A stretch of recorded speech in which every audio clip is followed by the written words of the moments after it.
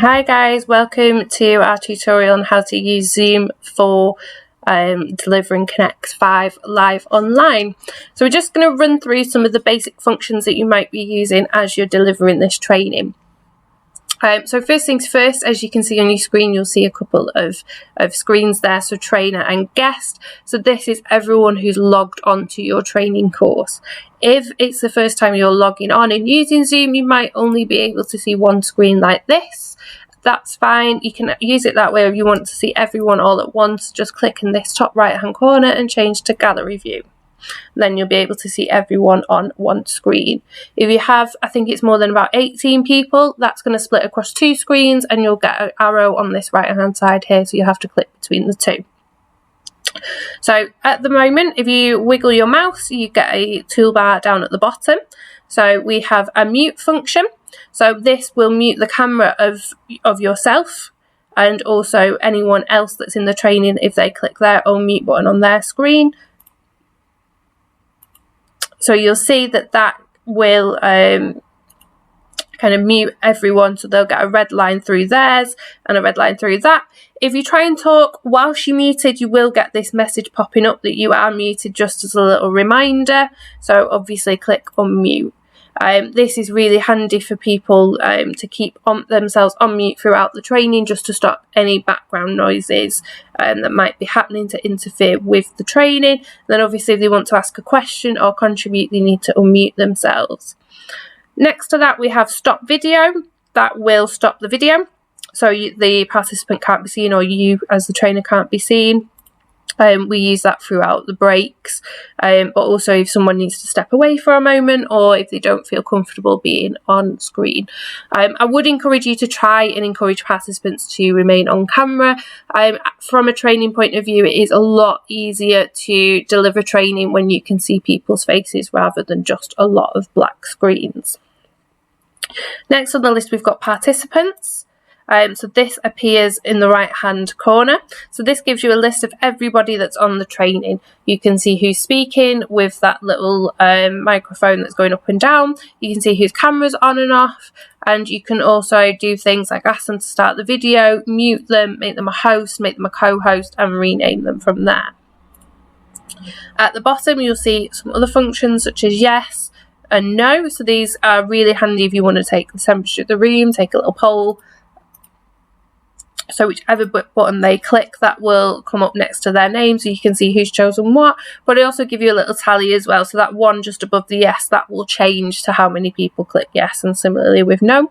There's also go slower, go faster, if the participants would like you to change the speed of your delivery. There's thumbs down, thumbs up, a congratulations clap, ask for a break, and away from screen. So it's up to you whether you want to encourage participants to use those buttons or not.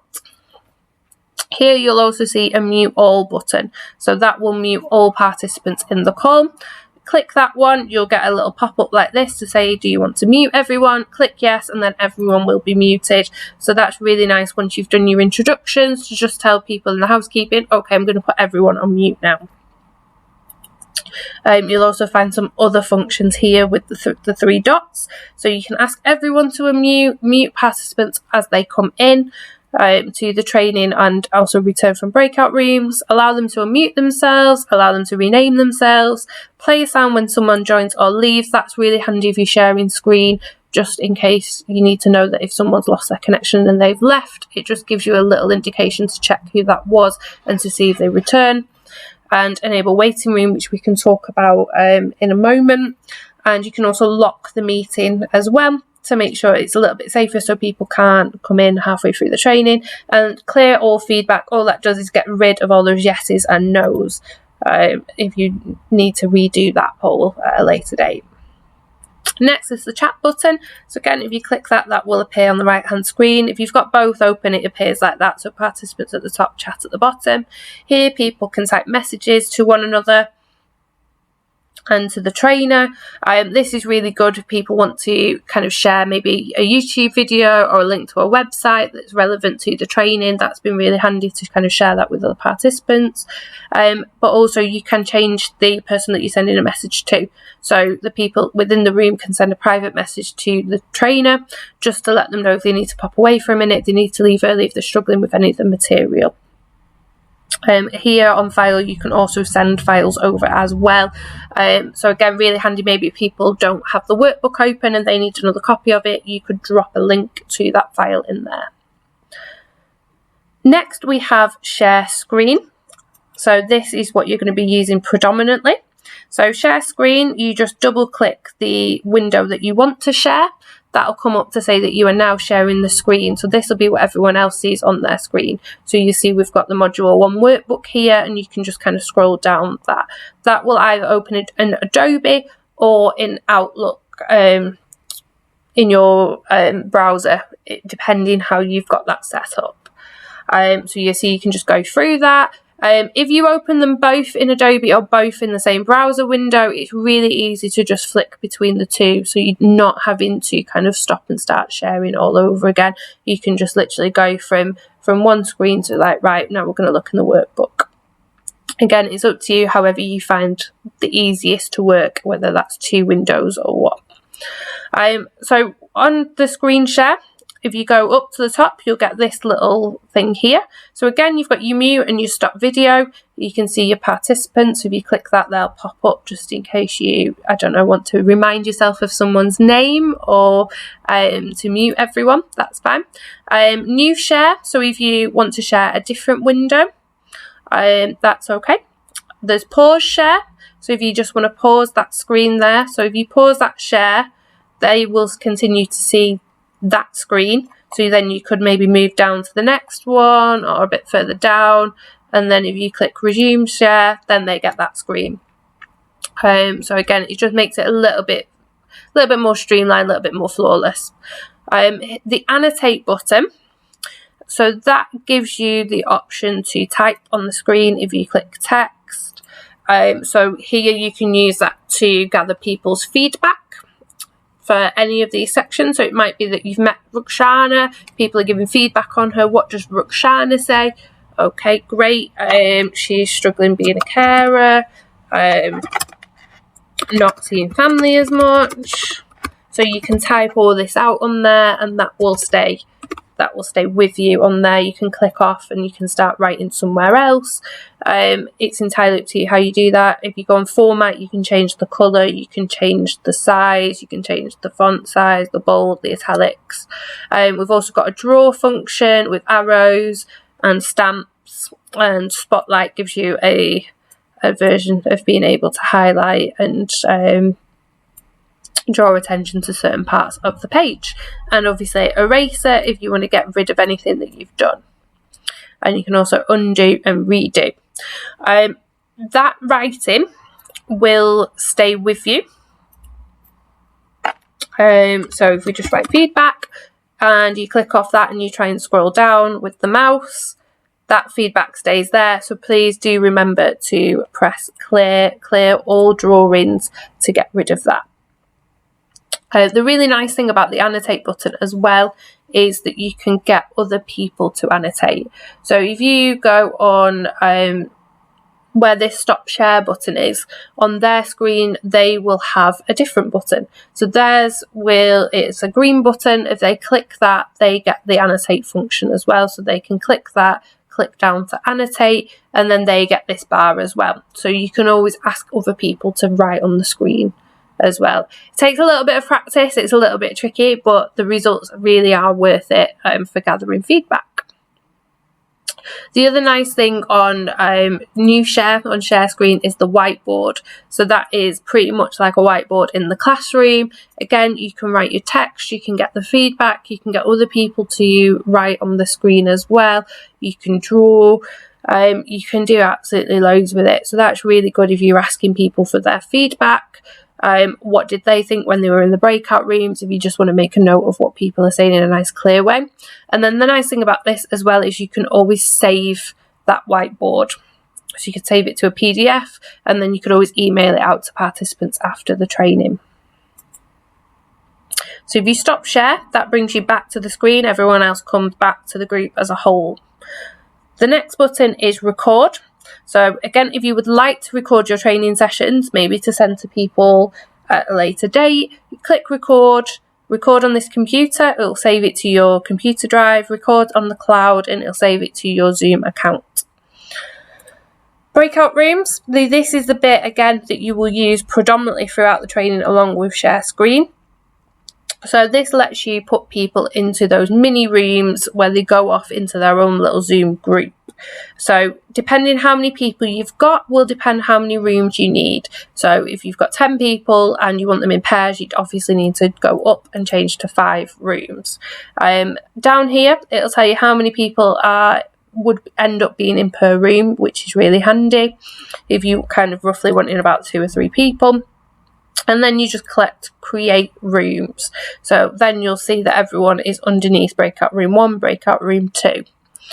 If you have messed up and you want to add another room, just click add room. That'll add them there. If you want to mix people up, so halfway through the training you want to put them in new groups, work with new people, just click recreate all rooms. That'll shuffle everyone around, put them into a new group.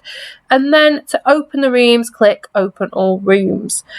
Before you do that though, you might want to go into options and change your countdown timer. So this is how long people get when you close that room. So if you remember from the training we did, it'll say the room is now closing in 30 seconds. It's up to you how long you want that for, 10, 15, 30, 60. Find your own kind of footing of how long you want that for, how long you want to give people notice that the room is going to close. And then you can just click open all rooms. And then as the trainer, you'll be able to manage everyone. So once that guest joins, they go green, they vanish. So they will join now. So they are now in that breakout room. So then it ends up just being you on your own in this room. But then what you can do as a trainer is broadcast a message to all. So I use this to let people know how long's left. So you might want to say 10 minutes left of the time that you've given. Broadcast that. That'll come as a little pop-up in their room. And then you can also join the room. So this is really handy if you want to go in and kind of coach them, check that they know what they're doing, check that they're on track, see if they've got any questions. So to do that, you click join breakout room 1, yes. Then that is going to take you into the room. So that is saying you are now in breakout room 1. So you'll see everyone again, they can share the screen, they can chat, they can record. And then if you want to leave that room, just click leave room and then leave breakout room. And then that takes you back into the main room. And then from there, you need to click breakout rooms. That gives you your list. And then you can go and join a different room. And then come back, do the same again, join another room. Unfortunately, there's not an easy way to go from breakout room 1 to 2 without coming back into the main room. But once you get used to it, it really does just take a couple of seconds. So that is your breakout rooms. Next to that, you've got reactions. So this lets people react to stuff that has been said. So you could ask people to give you a thumbs up to know that they know exactly what they're doing. People can respond saying that they agree with people. That was a really nice comment. Open mouth, they were surprised at maybe a fact that you've said. They didn't realise that was a thing. And then all that does is that will come up on their screen. So to close your breakout room, go breakout room, close all rooms. All breakout rooms will close in 30 seconds. So that's giving them a nice countdown timer to say that is happening. Once that's done, they can come back into the room and everyone's rejoined. End your training session, just click end meeting for all. That will kind of close the room for everyone, or you can leave meeting if you just want people to be able to kind of stay in the room after you've finished. It's entirely up to you. To use the functions within the Zoom training, I'm just going to go through actually setting up a training session. So you'll log into Zoom. Now, to use all the buttons that we've been using, such as the breakout rooms, and to also give yourself a longer timer of the 3 hours that is needed to deliver the live online training, you will need the Zoom Pro account. So once you've signed up and registered, you'll see this as your main login page. You then want to click My Account. So this will give you all that information around your meeting IDs and your email addresses and what your license type is as well. So what you want to do is click Meetings. This will give you a list of all the meetings that you've got coming up. So to make a new one, click Schedule. You'll see there you can rename that topic. So you could rename it Connect 5 Module 1, or if you're delivering to a specific organisation, you could put Module 1 NHS, for example. Set your date and your time and how long the training is for. And then meeting ID, generate automatically. Passcode, definitely set a passcode. And then you can also set a waiting room. Now the waiting room is really handy because rather than joining the group and just being put straight into there, and chances are they will join before you, so they'll just be sat on their own. They might not know that they're in the right place. So the waiting room puts people into a nice little box so that when they join, they get a pop-up message that says something like say, your training will be along soon, you're in the right place, please feel free to go and grab a brew while we wait to start. And then what you can do is then wait for everyone to join and then admit them into the group. So well worth doing a waiting room. You can also add a little picture there as well to the Connect 5 logo or your own organisation's logo. So video, you want those to be on. Audio, both, just because it might depend on how the people are kind of joining Zoom, whether they're on a laptop or they're on the phone. And mute participants on entry, that's the one that I use, just to make sure that everyone's kind of automatically muted and you don't have to keep going back and remuting people. If you know exactly who is coming to your training group, you can pre-assign your breakout rooms if you know you want specific pairs happening. So if you click that, create your rooms, add a room, and then type the email address of the person that is attending. What you do need to be aware of is that you need to have their Zoom email address. So if you join guest 1 at zoom.co.uk, but they join the link through Zoom 2, they're not going to be put in that breakout room. But yeah, so that is a handy feature if you know exactly who is coming to your training. And you can also automatically record the meeting as well if you want a record of that. Alternative host. So if you're part of a larger organisation and there might be a chance that maybe you can't attend that meeting for whatever reason, you can add an alternative host so that that person can log in and be made the host automatically should you not be able to come. And then click Save. That then generates your meeting, shows you that you've got your waiting room, shows you've got a passcode, shows you an ID. So here you can click Copy Invitation, and then what we normally do is highlight this bit, click Copy, and then you can email that out to people to say, congratulations, you've registered, here's your link for on the day. And then, through any point of that, if you decide you need to change that, you want to change your waiting room, you didn't set up a waiting room, you want to go back in, just click Edit Meeting, it takes you back into that original one. And then if you want to start, you can start that meeting. A nice little feature if you're using the polls for session 1, you can add a poll here. So add your questions. That gets saved under the bottom as like a mental health poll.